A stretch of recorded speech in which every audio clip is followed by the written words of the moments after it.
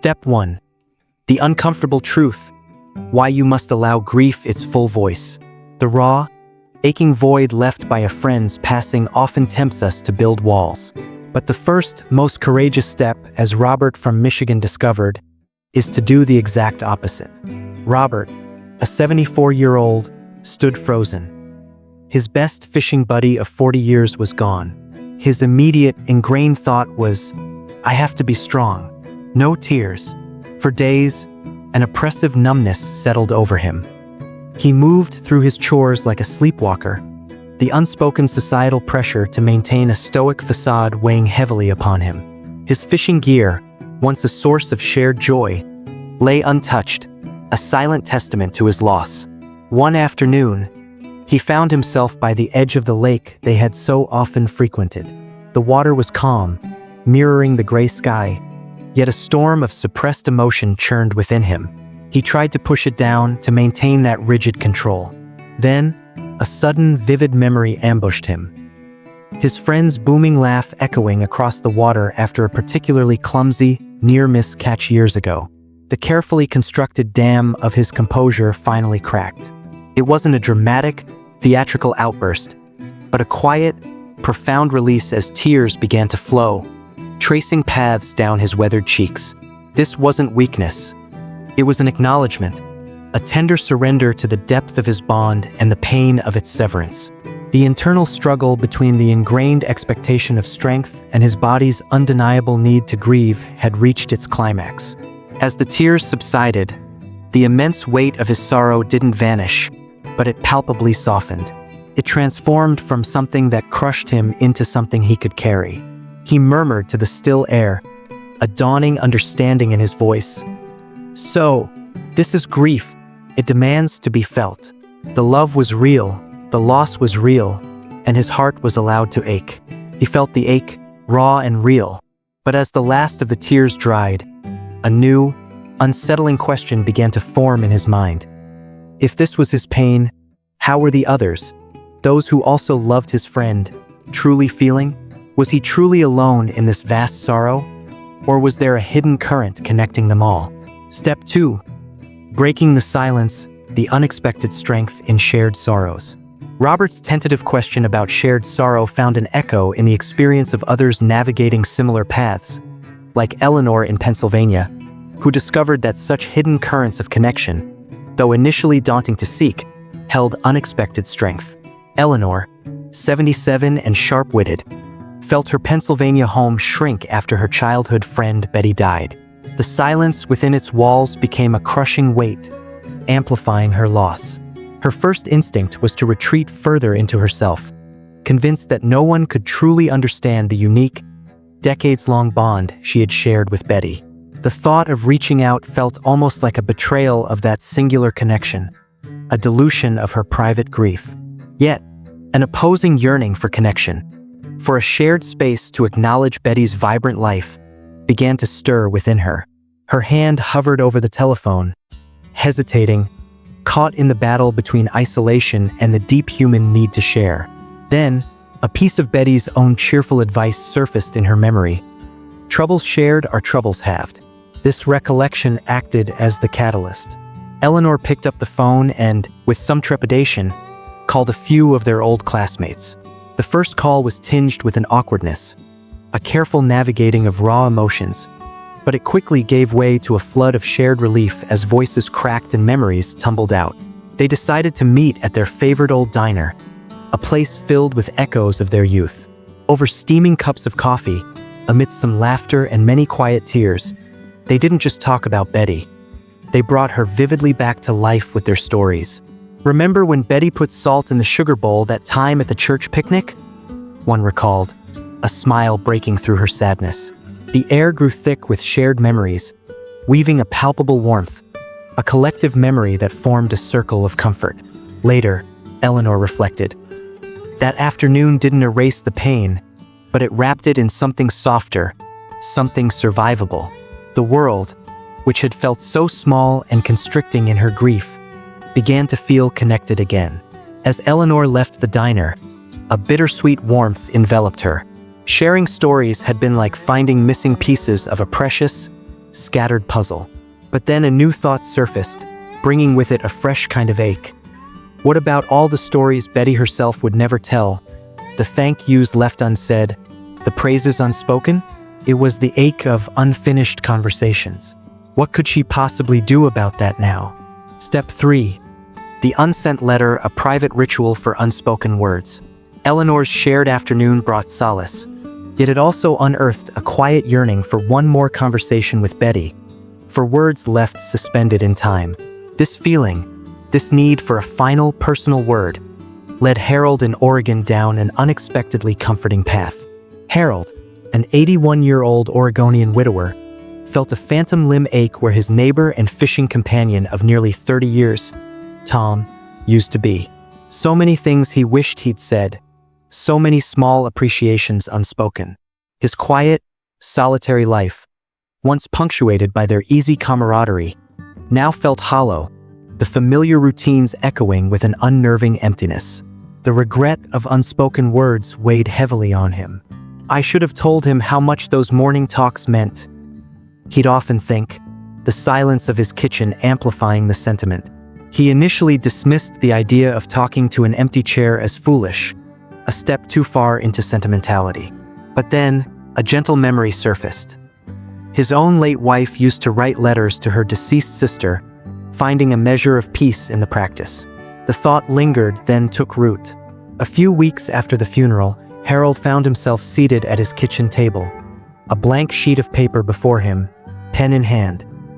He began to write, not to avoid, but directly to Tom, as if his friend were still there, ready to listen. The roses are finally blooming, Tom, he wrote, a faint smile touching his lips.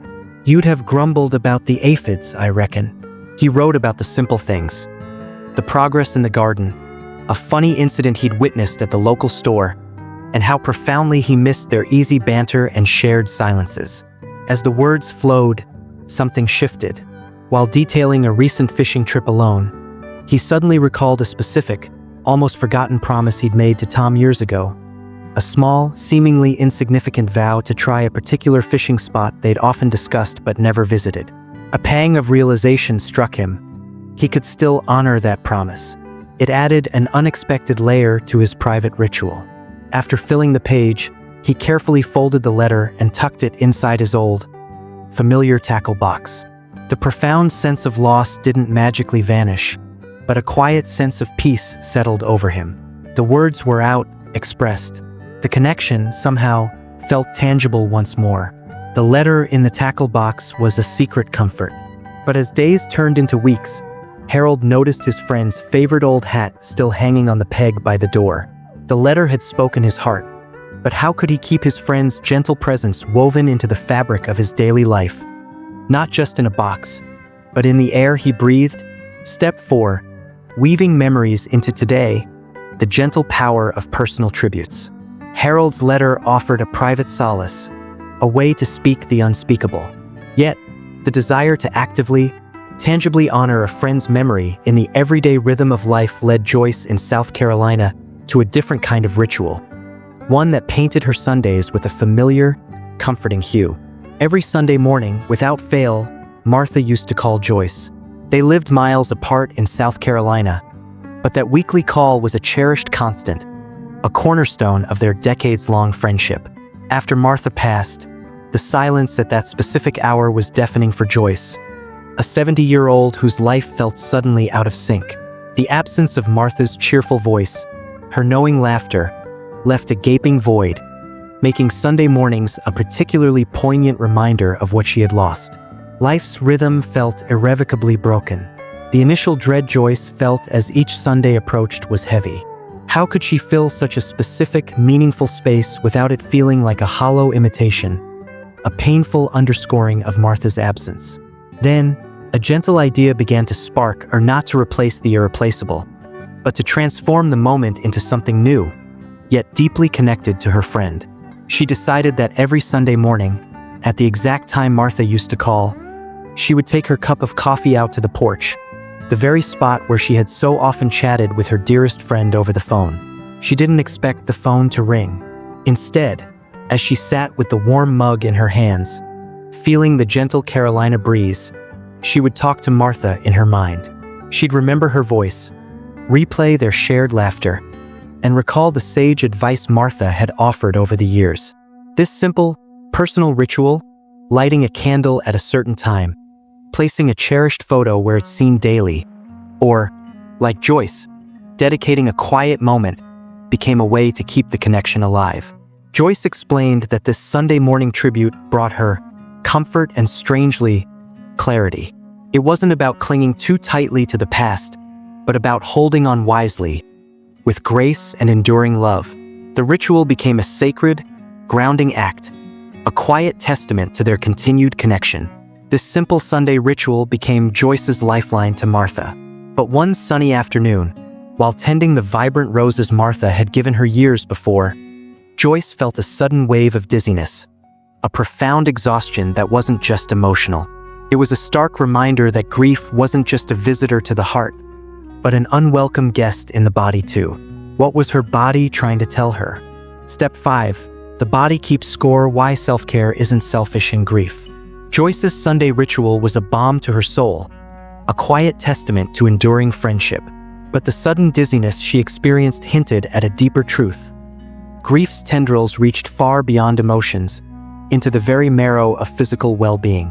Walter from Ohio learned this the hard way. For weeks after his closest friend of 50 years died, Walter, 79 and usually robust, found that food tasted like ash. Sleep became a forgotten country he could no longer visit. The simple, grounding routines that once structured his days in Ohio fell away without him even fully realizing it. He stopped eating regular meals, often skipping breakfast entirely.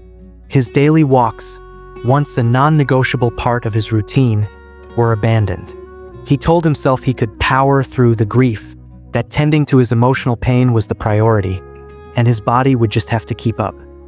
His family noticed the change, the way his energy dipped and his usual spark had dimmed, but he waved off their gentle concerns, underestimating the insidious decline of his physical health under the weight of his emotional distress.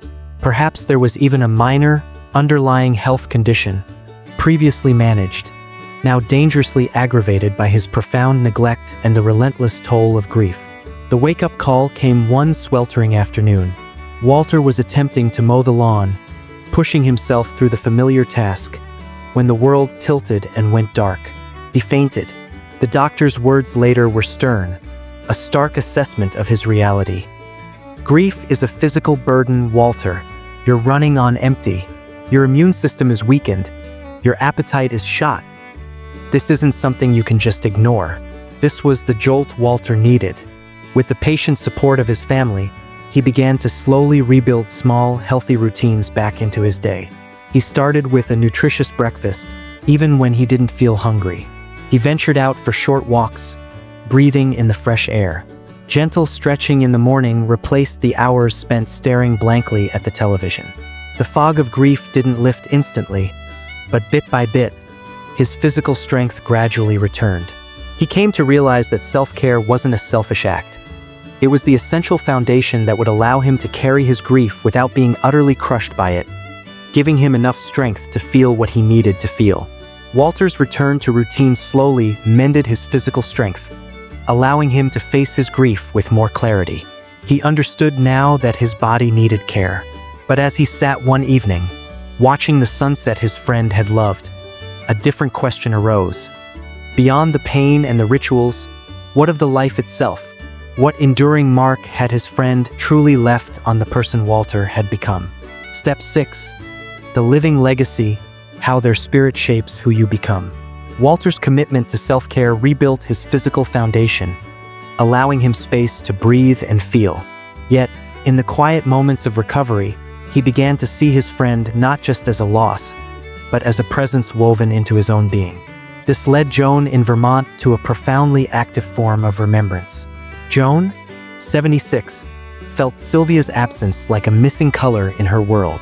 Her home in Vermont, usually brightened by Sylvia's infectious enthusiasm, seemed muted.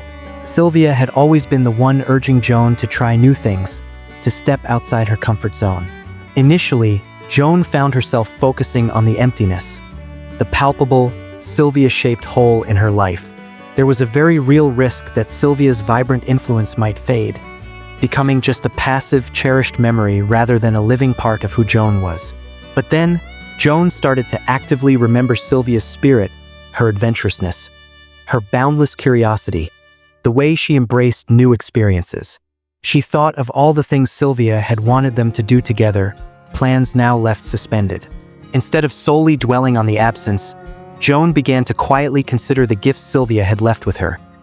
The lessons learned, the joys shared, the tiny habits of kindness or humor that now lived within Joan because Sylvia had been part of her life. This reflection on her friend's influence sparked a shift. A few weeks after Sylvia's passing, Joan saw an advertisement for a local pottery class. It was something she and Sylvia had often talked about trying but had never gotten around to. With a mixture of trepidation and a burgeoning sense of purpose, Joan signed up. Her first attempts at the potter's wheel were clumsy, the clay often collapsing under her unsure hands. Yet, in those moments of fumbling creation, she could almost hear Sylvia's encouraging laughter, feel her supportive presence. "I felt her spirit with me," Joan later shared, "cheering on my wobbly bowls." The act of engaging in something Sylvia would have championed transformed her grief. Carrying forward Sylvia's spirit, Joan discovered, wasn't about clinging to endless sadness. It was about actively letting her friend's best qualities, her curiosity, her bravery, her zest for life, live on through Joan's own actions and choices. The relationship wasn't erased by death. It was transformed into a continuing bond, an influence carried heart to heart. Joan's pottery class became more than a hobby. It was a living tribute. Each imperfect pot was a testament to Sylvia's influence. She realized that honoring a friend wasn't just about looking back, but about carrying their light forward. But how does one ensure this light doesn't dim with time, becoming just another faded photograph on the mantelpiece? What is the true art of weaving their spirit into the ongoing tapestry of life itself? Joan's hands, shaping clay, were also shaping her future, infused with Sylvia's spirit. These 6 steps, each a quiet act of courage and love, reveal that grieving isn't about an ending, but a transformation. So, as we reflect on these journeys, it becomes clear that the stories of Robert, Eleanor, Harold, Joyce, Walter, and Joan aren't just tales of loss. They are blueprints for resilience, quiet acts of weaving a friend's vibrant thread into the ongoing tapestry of life. Their experiences illuminate that truly honoring a departed friend involves active choices, not passive waiting.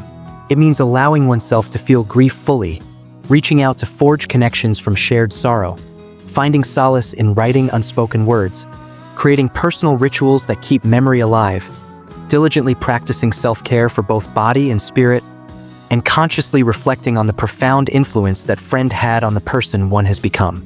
Grieving the loss of a close friend, especially one whose life has been long intertwined with our own, is not about forgetting or merely moving on in some simplistic sense. Instead, it is about consciously choosing to carry them forward with intention. This happens in the quiet sanctuary of cherished memories, in the small, meaningful daily rituals established in their honor, and in the enduring strength and wisdom they helped cultivate within us.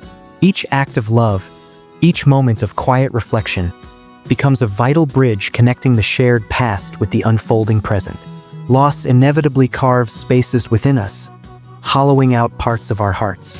Yet, it is within these very spaces, tender and raw, that new growth, profound gratitude, and an unexpected courage can begin to bloom. By grieving intentionally, by actively honoring their indelible influence, one is not just surviving their absence. In doing so, you are ensuring their spirit dances on, vibrantly and joyfully, within the beautiful, ever-evolving story of your own life, a testament to a bond that death itself cannot erase.